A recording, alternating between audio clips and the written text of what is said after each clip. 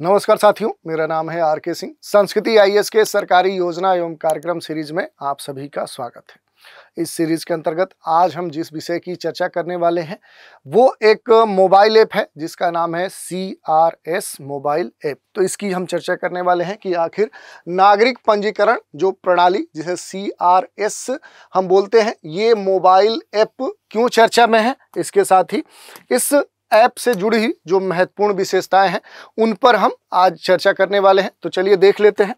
सबसे पहले बात कर लेते हैं कि आखिर ये चर्चा में क्यों है। तो mobile app for birth and death registration launched, खास तौर पे देखें तो ये अपने देश का जो गृह मंत्रालय है उसके द्वारा ये लॉन्च किया गया एक बड़ा ही महत्वपूर्ण जो मोबाइल ऐप है।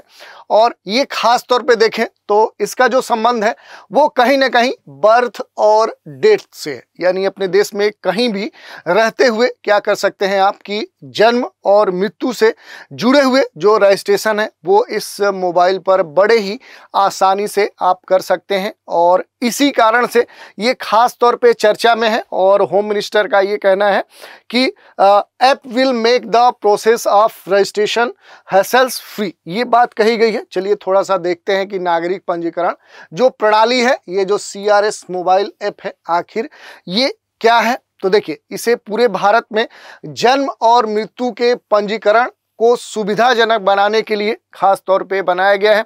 इसे भारत के महारजिस्ट्रार और जनगणना जो आयुक्त हैं उनके द्वारा खास तौर पे विकसित किया गया है। तो इस कारण से ये खास तौर पे चर्चा में है। अब देख लेते हैं कि आखिर जो नागरिक पंजीकरण जो प्रणाली CRS जो मोबाइल ऐप है, आखिर इसका उद्देश्य क्या है, लक्ष्य क्या है।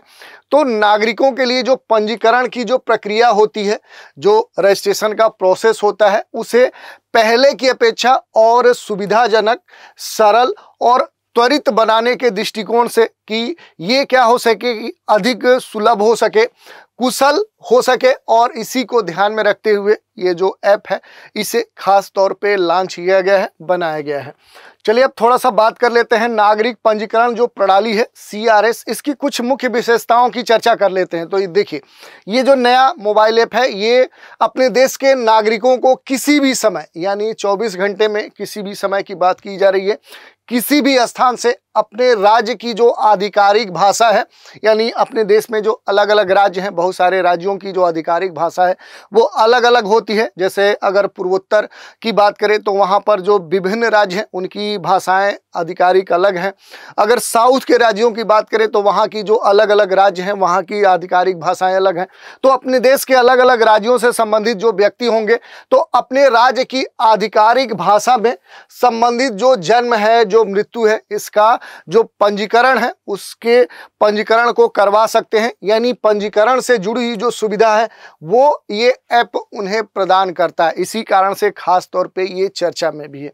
इसके साथ अगर बात करें तो आपको ये भी जानना चाहिए कि भारत के जो महापंजीयक और जो जनगणना आयुक्त हैं इनके बारे में भी संबंधित जो जानकारी है वो आपके लिए महत्वपूर्ण है। ये जो है ये भारत सरकार का जो गृह मंत्रालय है, जो होम मिनिस्ट्री है, उसके अधीन एक कार्यालय है। जो सामान्य तौर पे देखें तो भारत की जो 10 की जनगणना है, 10 वर्षों पर जो भारत में जनगणना होती है, जो इस समय देखें तो चर्चा का विषय बनी हुई है, क्योंकि अपने समय के अनुरूप जनगणना अभी तक समय पे नहीं हो पाई है।